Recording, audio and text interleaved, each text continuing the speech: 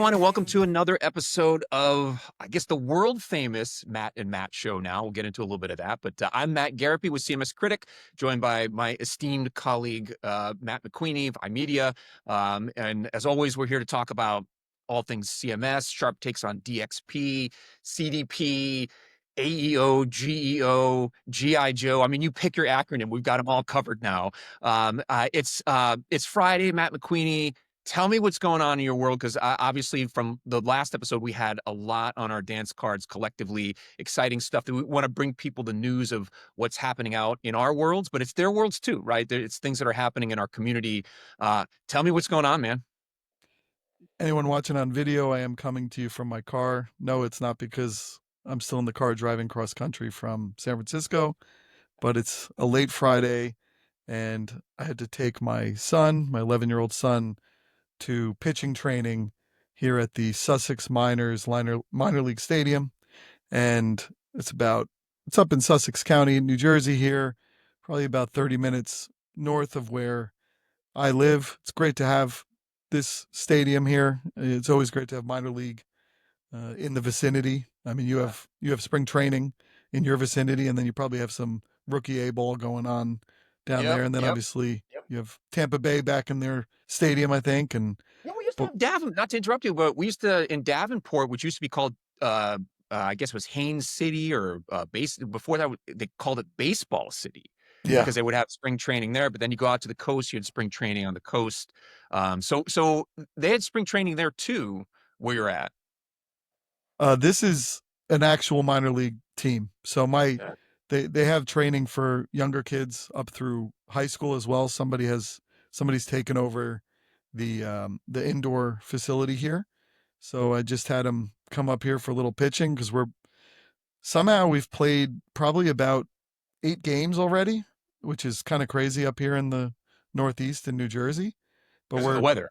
yeah, Had that. well, The no, weather's been. just because it's early, right? It's early with how cold it usually is. So we get our baseball in, so we're deep into that season, and always it's always fun. The whole weekend ends up being coaching and kids sports and driving all over northern New Jersey. You never knew.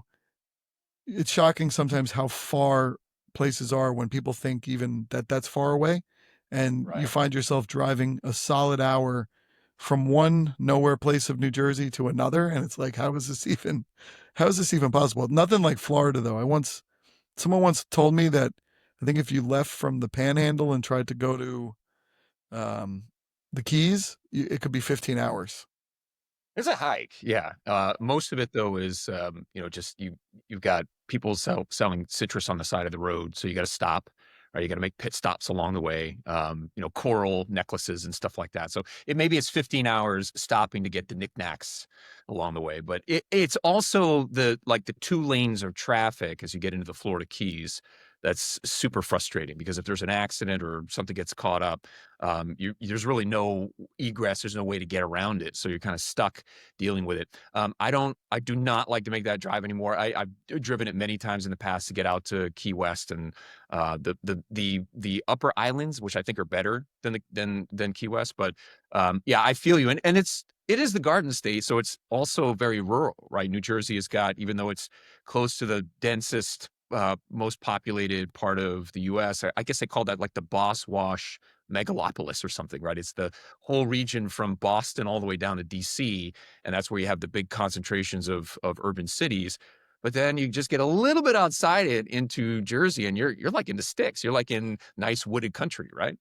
It can happen very quickly once you get to the west of 287, Route 287, and then far out on Route 80, the same Route 80 that goes all the way to San Francisco. But New Jersey's interesting.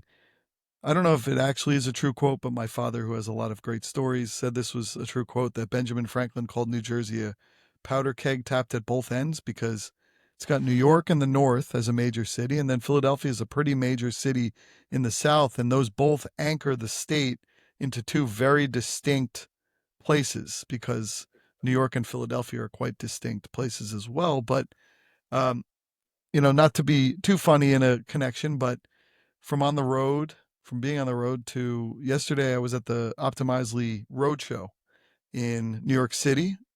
I think they're probably doing about half a dozen of them around the world through the Mhm. year, and I was really impressed. It was a really good event. I always like when you have a nice home field advantage, um, and uh, and you can go to a nice event in your city without having to stay in a hotel, take a bus in. But I know that there's a lot of momentum right now, and even in the past few years, right, with Optimizely, Mhm. formerly Episerver.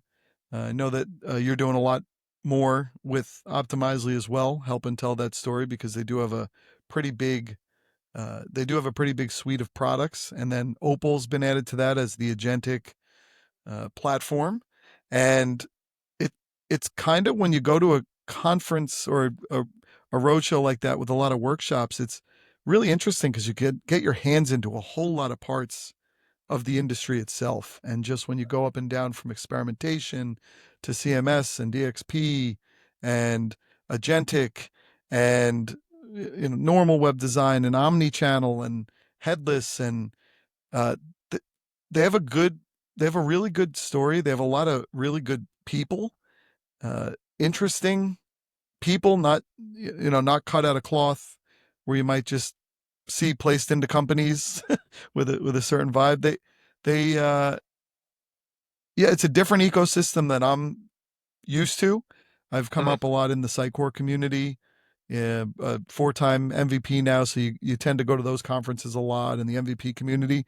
It's like a slightly different version, but it has its own great intensity to it, and it has its own community to it. When you, what's a lot of your engagement with Optimizely been like? Where do you see them right now in early 2026?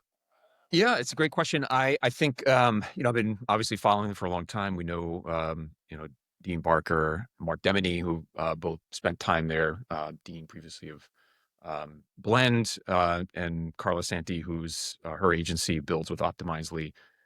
So there's some strong partnerships in the agency community that have, provided some signals about how the product has been evolving. I've talked to like Hero Digital post the Opticon a couple of years ago, and just sort of seeing how the evolution of bringing Welcome on board and kind of bringing different tools to sort of fill out its content marketing platform capabilities. And we just were served a CMP MQ report that puts Sitecore and Optimizely up there, with other platforms that I'll have a little bit of feedback on that as well. Still unpacking the analyst's view on that, but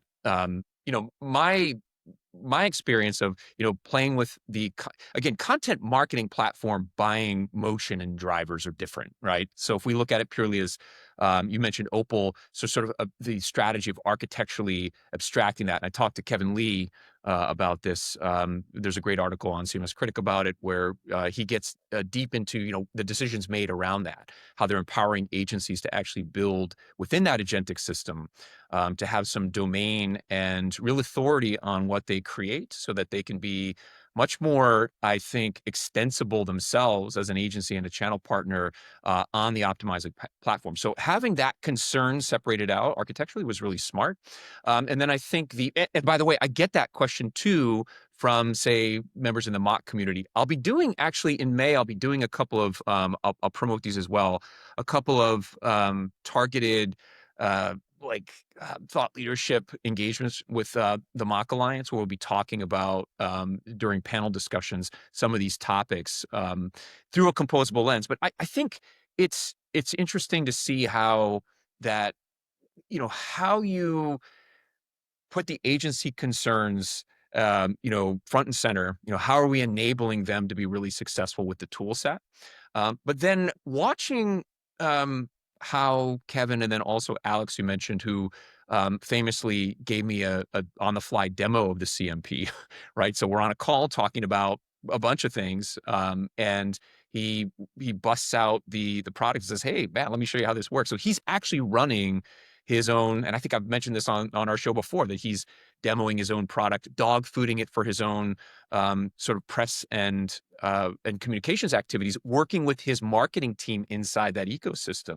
And you can see how the scheduling components, there's 4 or 5 different things I look for in a CMP that make it valuable. And I'll talk a bit about that in the follow-up. But I think they're checking the boxes on that. And so are the competitors that are in the leadership field. And if you think about why a CMP, it's, again, the case to be made around the cognitive load, the challenges of marketers kind of having to deal with lots of tools and juggle lots of challenges in one place. Having Opal as sort of the feeder for that. I have an assistant that's helping me to manage and cope with the challenges of running these campaigns.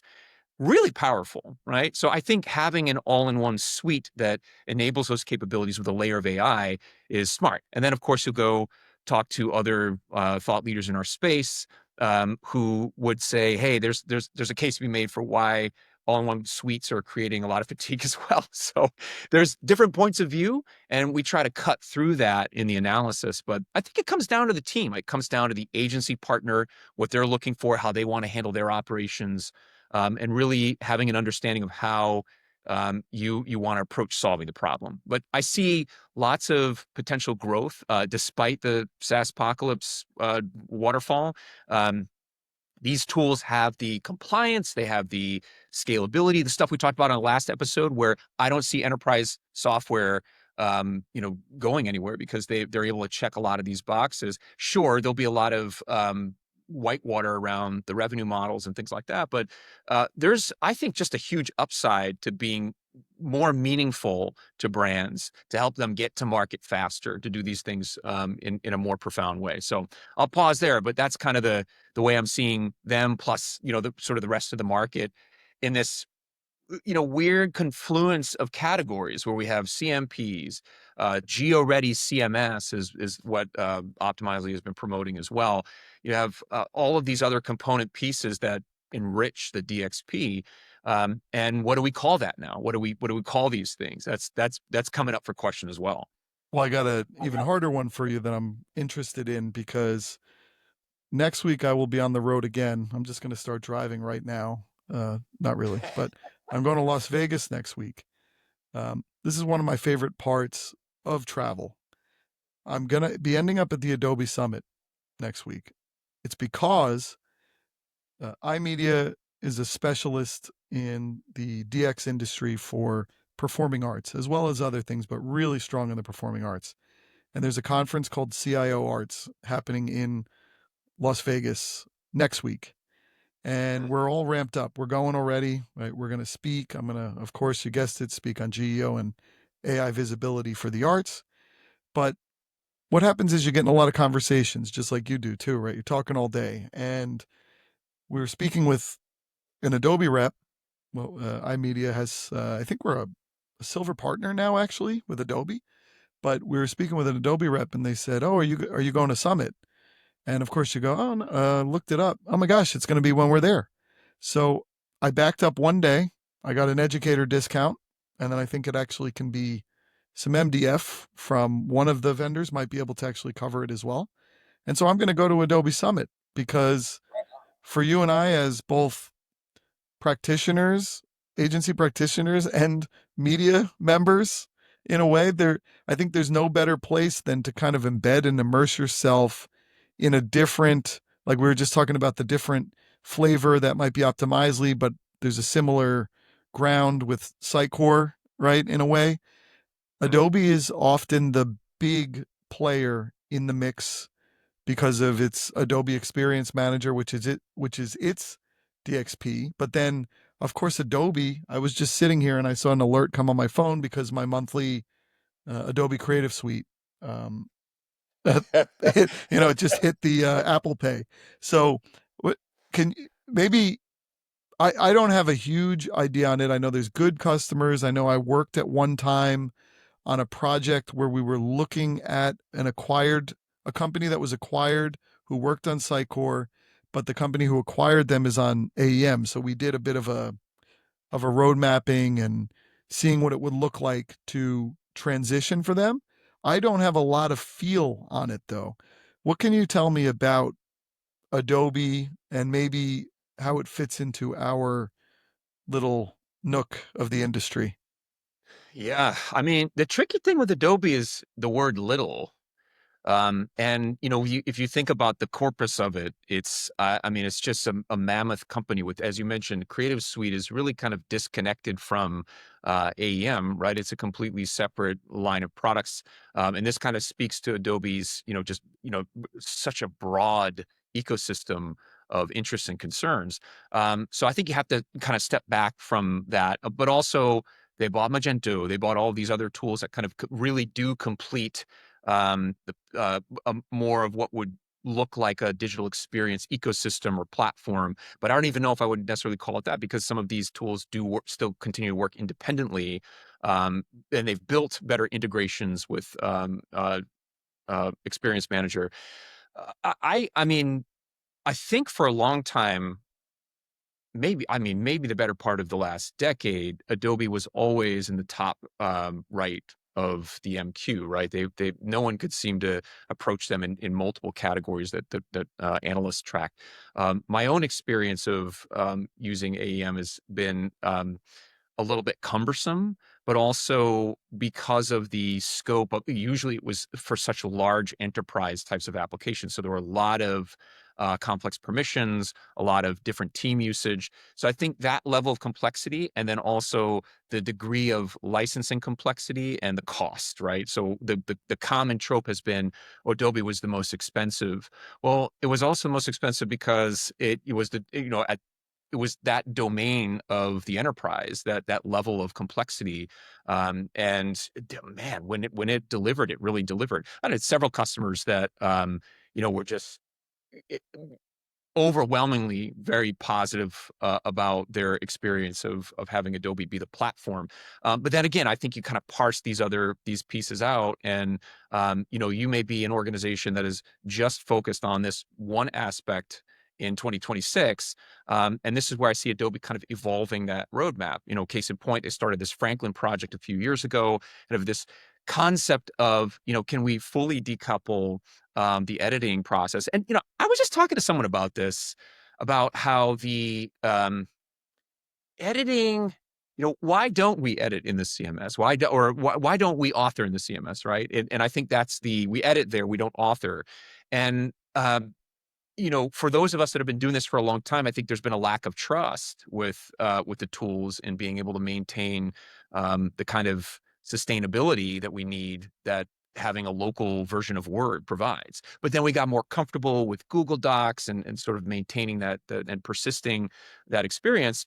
And I think the last layer of it was, do we really trust the editing experience? And frankly, is the UX of the authoring experience inside a CMS good enough to be something that's it's parallel with the editing experience? And I don't know that we've fully gotten there. I think if that problem had been solved in all these tools, people wouldn't author outside of it. But then you've got all these other people that just don't use the CMS either. They're authoring in other areas, or they were using for a long time. There's a platform called Gather Content. I think it's part of Binder now, and they were kind of like a pre-CMS for feeding things into a university's CMS. So you had like these ideas of breaking it apart, and then really thinking about the choice that exists for authors. And if authors if they're free to use the tool that they want, they're going to be really proficient. So why not open it up to, hey, I'll author in Google Docs, collaborate with my team, and then hit publish, and it publishes it to my website. So I think there's this idea of composability at that level.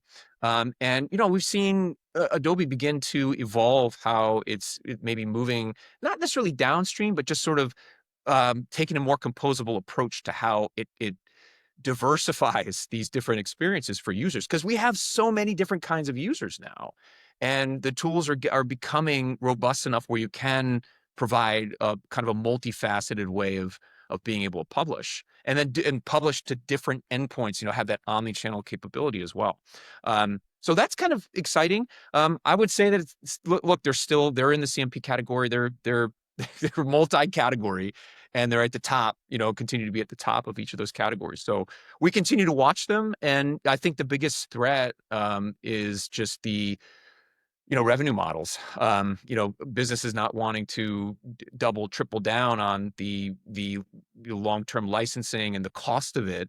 So they're looking elsewhere and potentially hedging their bets on other solutions that are in the ecosystem. So I think that's one of the things to keep an eye on is how do the dollars and cents sway decisions. Yeah, I mean they're as of today a $98.8 billion market cap. They're little. You're right. Little is not to be spoken here. Do Yeah, you and cover they them try to. much? Yeah, we do. Not as much as some of the other platforms that are a little closer to the ecosystem that we're in. But we do, and I did a couple of big pieces about Figma as the sort of sorted story was unfolding. And again, that's a case in point. I mean, where they have to pay Figma like $1 billion or something, right? They were going to buy it for 20, but then they A, backed out. They paid them a a billion. breakup fee, right? That just happened with Netflix and Warner Brothers. I think. I think Right, Netflix right. had to pay. So, I love breakup fees. I wish I could get one of yeah. those. Kind of a magical thing, right? It's hey, we're gonna skunkworks now with all this extra cash that we've got. We were gonna get bought. We got all this visibility around it. And what do they sort of turned around and bought Payload and did some other things Figma did after the fact. So I think it kind of juiced them. And I think that was in my assessment of it, I said, hey, this is could actually be a positive thing for both companies that they didn't end up that Adobe didn't end up devouring them. I think it gives Figma a little bit more ability to build its muscle and independence and be its own big player. And I think they're doing it. I think they're doing it in very creative ways. I'm not. I'm still. The jury's out. I think on how they leverage Payload, but I think it's a great Payload's a great CMS. So I think it was a smart move, especially when you compare it to other CMSs that are kind of complementing the kind of system that a Figma as a big entity is endeavoring to do. But yeah, I think yeah. But let's go back to your experience of you know you attacked the conference last week. You're joking about being on the road, staying in the car and just driving, but I think that's a little closer to what your experience is going to be like in the coming weeks. So what else you have on the docket? What's interesting is that another thing popped in because I saw maybe someone from Contentstack said, "Oh, I'm going to be in Vegas next week." I'm like, "What?" And I think Google Cloud Next is also having its conference Oh, is in it? Vegas Okay. at the same time. I mean, so I'm not saying I'm going to go there, but hey, I'm around. I think it looked to be sold out. But what really got me fascinated, and this tells you it's in a different echelon. Look, Sitecore, Optimizely, huge companies, right?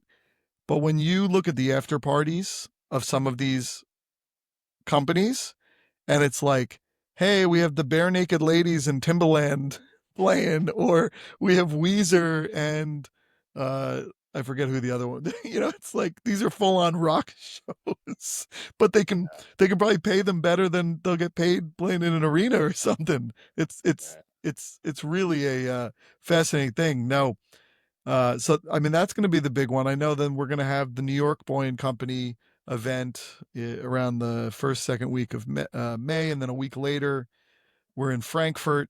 But we also came from some Boy and Company events that we each hosted individually, as Giannis was able to stay over in is it Aarhus. uh, Arhus. Yep. Aarhus is a very very very fine house.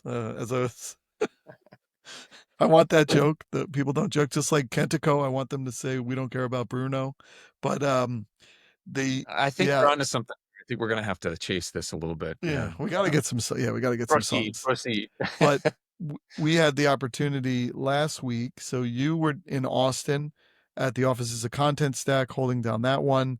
I was in San Francisco on the Monday, was going to be in Grand Rapids on the Tuesday, but that one's going to have to be rescheduled because there were a lot of spring breaks going on with the kids of many of the attendees. But I really enjoyed the session in I flew to San Francisco, but it was in San Jose. It's at the headquarters of PayPal.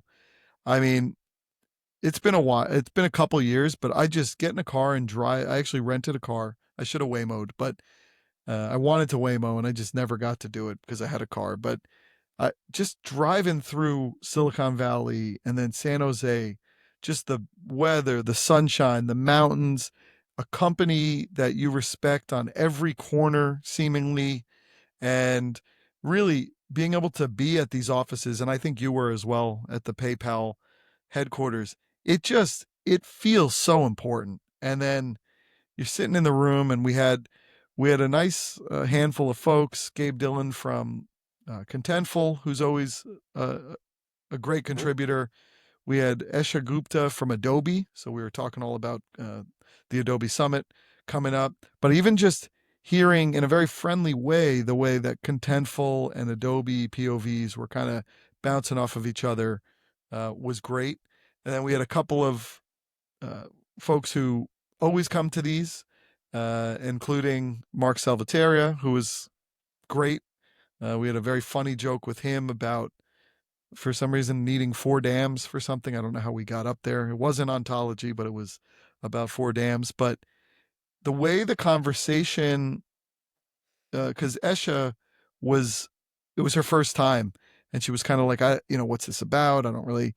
And it's always amazing to see when a new person comes in and starts speaking, and then how supportive and uplifting everybody in the room is, and how we move things along and have great conversations. And really, the neatest thing was we ended up with something which I think we're probably going to want to replicate. But we had demos, but the demos ended up being how each of us use AI in our own workflows. It was fascinating. So Gabe Dillon was showing how he uses Claude Code to improve his go-to-market and sales flow.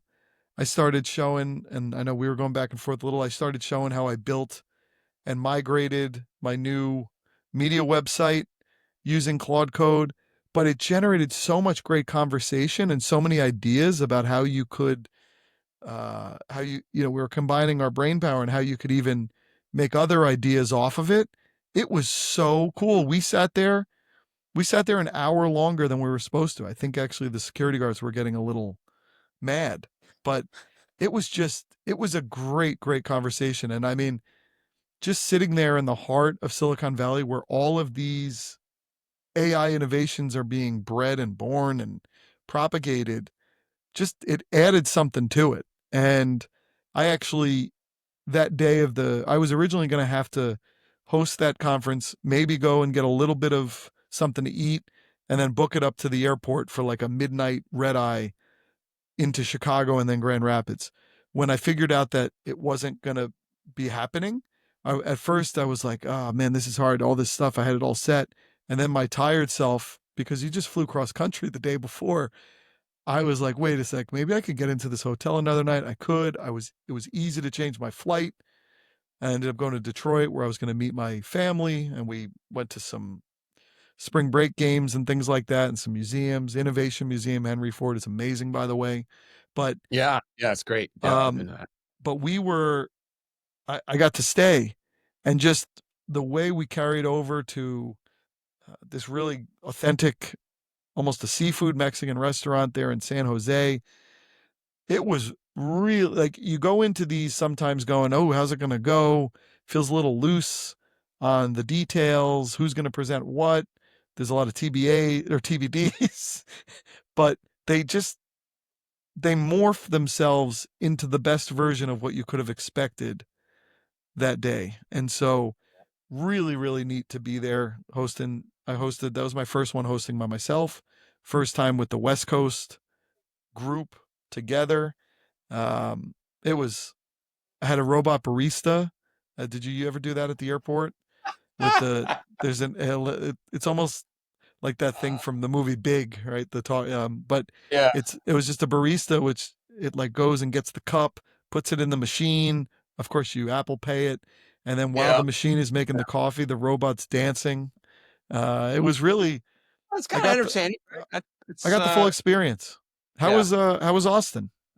Austin was great. I think, we both put some thoughts out on LinkedIn for people to get a sense of what it's like. It doesn't do it justice. I mean, there's a lot more nuance to it, but we had some return, repeat visitors from last year when, again, Contentstack was kind enough to host us. They have just a very cool space. You were there with me last year. And it felt very intimate. You know, you get a good sense of the culture of the company. And I have to, um, their support. I have to give a shout out to Risa Miller, who is just this lovely human being who, I don't care what kind of robot barista there is out there. There's never going to be somebody that can like stand up a an event and have it feel as comfortable and hospitable as she did, as a just like a rock star manager. You know, and just made everybody feel at home. So I want to give her a shout out. But I think the group was, like last year, unexpected and, just blossomed as we went through the afternoon. It was really great to kind of meander through the different topics. And, you know, we try to bring, for those who are listening and have not experienced one of these meetings, you know, I was talking to Giannis this morning about how, uh, the C might be in CMS might be community, right?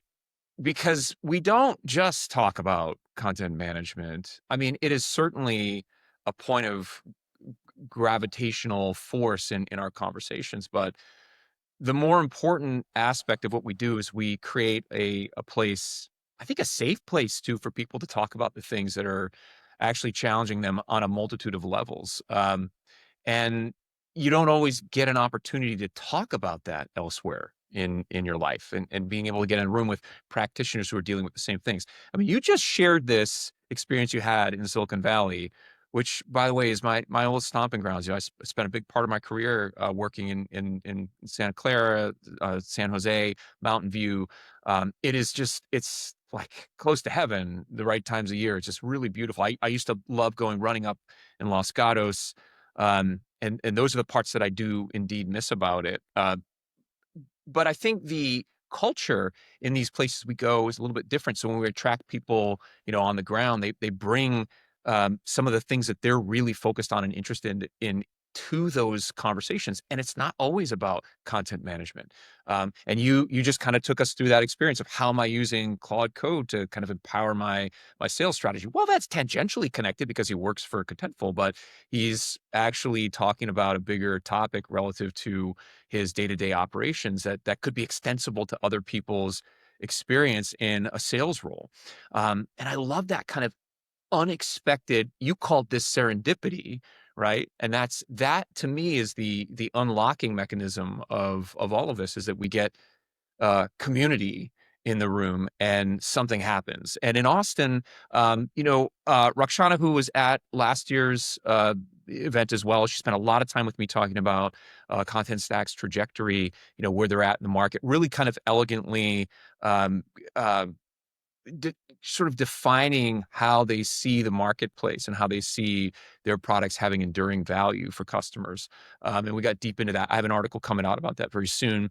And then the balance of the room was, you may remember Joe from last year. Joe Mearsman, he's with a company called Gyroscope, and he at our last year's meeting, he did this kind of laser coaching, very interactive session around AI, and was doing it from the standpoint of how do you onboard it for your organization.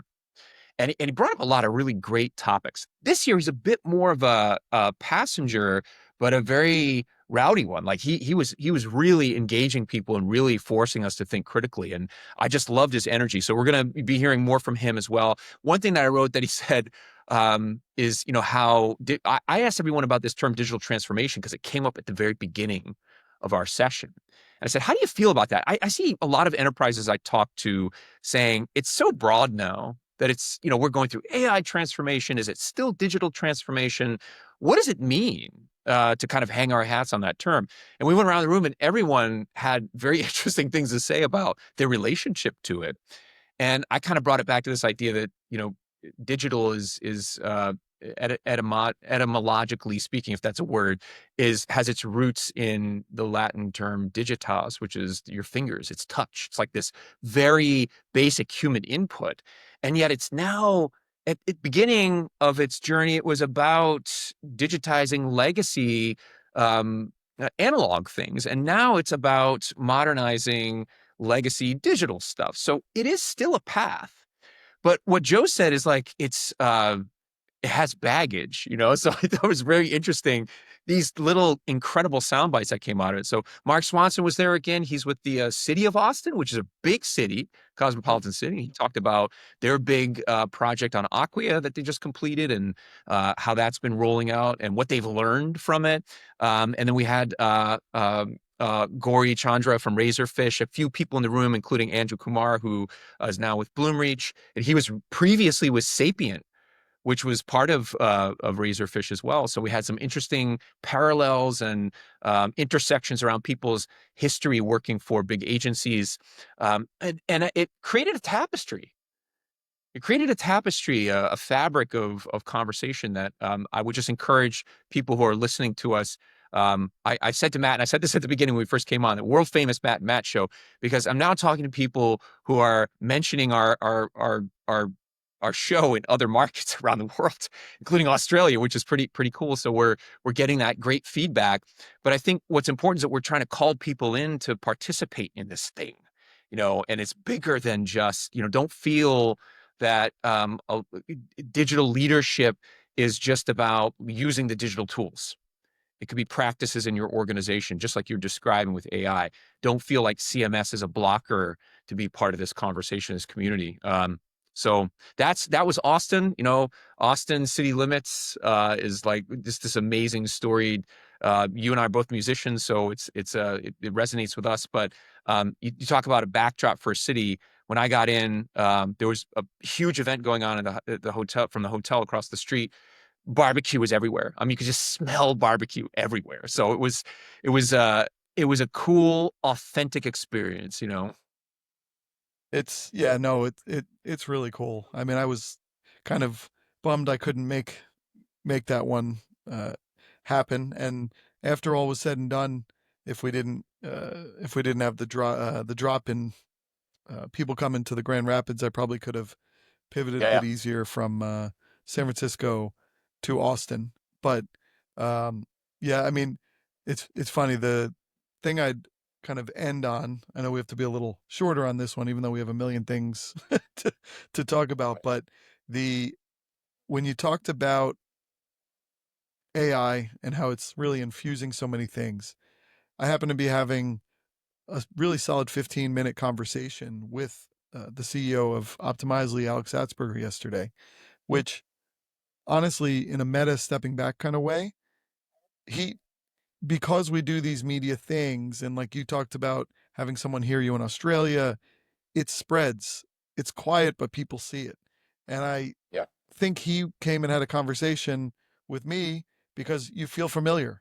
And I think he knows me a bit, but I don't know him extremely well, right? I mean, but I had a real conversation with him yesterday. We had a great, like, 15-minute conversation. Hopefully, some point he'd be someone we could have on as a guest, as a voice in this industry. But um, we kind of talked about the idea that AI has not only disrupted so much, which in its own way is a positive, because a disruption can create something new, maybe can upend anxiety and create a new way. We've talked about that, right? About we're just waiting for we're looking for faster horses. Are we waiting for our car moment with AI?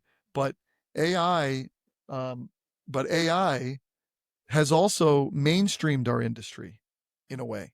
It's Yeah. created this channel where people are now interested in the insides of what the systems we cover do, because it's that hook, and we can speak to it really well. We've just been plodding along, building, working within these DXPs, but AI, it found us, and we actually are as good as anybody to explain it and to talk about how we can utilize it in our systems, but also how we can build the new agentic aspects of the future. So that's been an exciting thing about AI, is how it does that. The funny other thing with AI, and this is one thing I'll take from the Sitecore user group in New York City, and of course the big SugCon International happened this week as well in London, but I just went to the humble meeting at the offices of Data Weavers, hosted by Lisa Saltzman from iCrayon. She's now the host with Roland Villamos of Alpha Solutions. We'll just drop everyone's name. But I gave a discussion on AI visibility, AEO, GEO, and Sitecore AI. And I finally released this joke in a deck. Every time I hear JSON LD and someone says it, I hear Jason Aldean. And so I created a slide explaining why JSON LD is important by using Jason Aldean song titles. And I don't know, this was one of those AI use cases. I hear Jason Aldean, but I'm not a Jason Aldean listener. So I had to use AI to help me with like researching what are the best songs, how can we explain it? And it did a great job. It was some like dirt road something, it's the only way. And it made a great connection there. But then the room led to the fact that when we were there in in Nashville, where was the symposium party held at? Jason Oh Aldean's yeah, bar. And then yeah. someone showed he was even there. He was performing at that, and they took pictures with him. Wait, he was there. Oh, that's right. That's right. Yeah, So yes, that's right. it was this, but this That's is the right. beauty of human interaction in an AI world. Is nowhere else AI is not going to give you that moment of some idiotic idea from me of going with Jason Aldean to explain Jason LD, and then for the other people to go, yes, we have video of doing it. And it was one of the moments that there was a gentleman there who I don't know, who I think came to the meeting strictly off of a meetup, and which are always fun when you do meetups. There's always one or two people who show up who have nothing to do with your community, but hey, it's a meetup. And he didn't really speak a lot the whole time. All of a sudden, he was all about JSON LD. So, or JSON Aldean, and he was speaking like he knew all the songs. He goes, "That's a good one. I like that." So that's what human connection can do, right? Yeah. And so those were kind of my other little takeaways, both having to do with AI in just different ways. Yeah, I love it. I love it. Well, we got a couple of minutes here. I know you got a passenger on board now who's, I guess, going to be joining you on the next leg of your journey here. So I'm gonna let you go here soon. But a couple of things. Let's just do like a lightning round of stuff I've been following. We had a great piece from Scott Lure of Sitecore, but also Digital Clarity Group, who just did this awesome piece about how you're writing for the wrong audience. And you want to talk about like what's next in this kind of evolution of what he called like human to human, H to H, and this next permutation beyond human to AI to human. And he and I worked on this, like kind of optimizing this formula. It was really great. I mean, we just had so many great conversations in him working up to this piece, and he had this brilliant vision for human to AI, AI to human, and he really elegantly sort of frames why that's important and why we're at that step in the process. And you talk about how AI is disrupting everything. It's disrupting our own relationship with how these flows function, and where AI is going to be instrumental in that process. And then also, I think where the human component fits into it. And I stand by that. I hear so much of AI in the loop, and yeah, I think it's sort of been harnessed or lassoed as this go-to component that people will use in their marketing. But I ultimately, humans have to be in control of you. AI can't be in control of you. You have to be in control of it, in the sense that your data is in your domain. There's so many questions, and we'll get into this on a future episode about how that needs to be handled. But that was a great piece. You can check that out on the site. The thing we didn't get to talk about, that's a big thing we should unpack in a future episode. I want to talk more about open source. We're going to bring in some open source folks to be on the show with us, as well as we lead up to Open Source CMS conference later this year. I'm speaking at J-Day USA 2 Fridays from now, and then I'm going to be at Umbraco's Code Garden. So open source is a very important part of our conversation this year. But what happened is I was talking to Kareem Marucci of Crowd Favorite, big fixture in our community. The same day we were talking about fair, sort of pivoting to Typo 3. I have an article coming out on Monday about that. Really great interview with Kareem.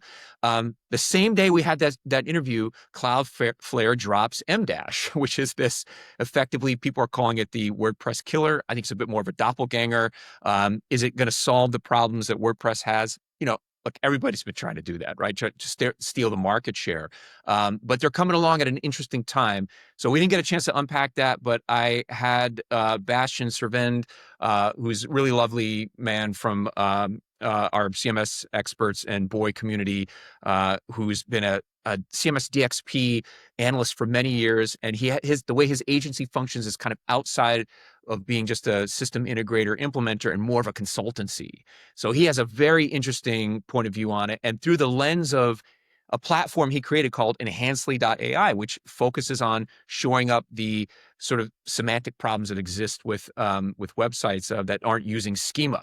So he's got a tool that he was able to harness and integrate with M dash, and he kind of tells the story of what he saw using it. And I thought that was a great perspective to have on how that tool is manifesting into our lives now. Yet another CMS comes along. It's 2026. New CMS is still coming along.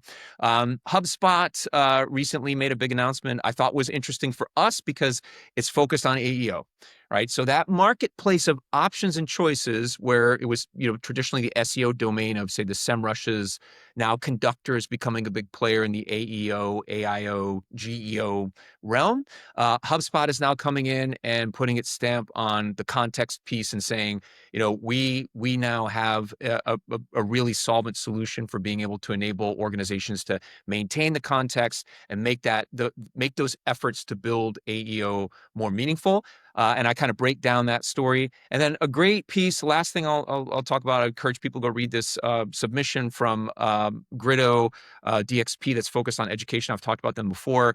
A great piece by Isabella Otero, who's their growth analyst. And she talks about this really awesome story about the last migration for universities and this upgrade trap that universities are in. But I think you can extend that to a lot of other organizations as well when we think about what vendor lock-in looks like. So a great piece, and you can find all this on CMS Critic. We've got a bunch of things that are in queue as well, and we're anxious to continue the conversation. And Matt, we're going to have people start to join us on the show as well, so we're working on that. Yeah, very exciting. And I remember we were in San Francisco. We were going over that very article you were talking about with Sebastian, right? So Yeah, with Sebastian. Very good.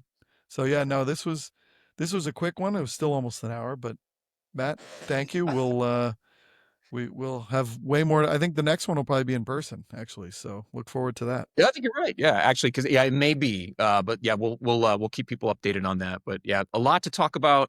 Always fun doing this, my friends, and enjoy. I guess you're heading home for pizza now, right? Or what's the family tradition after baseball on a Friday? So typically would be eating out because of the kitchen thing, and just about being done with that. But how long we've been eating takeout? We're gonna have a home cooked slow cooker tacos tonight because that sounds good. I told my wife this week, actually, I said, you know what?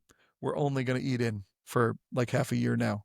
And if we want to have burgers, we'll make them on the grill. And it's good to focus that way, especially with a new kitchen, which we still have probably 5% left. So, but yeah, thanks, Matt. We'll catch up on the next one.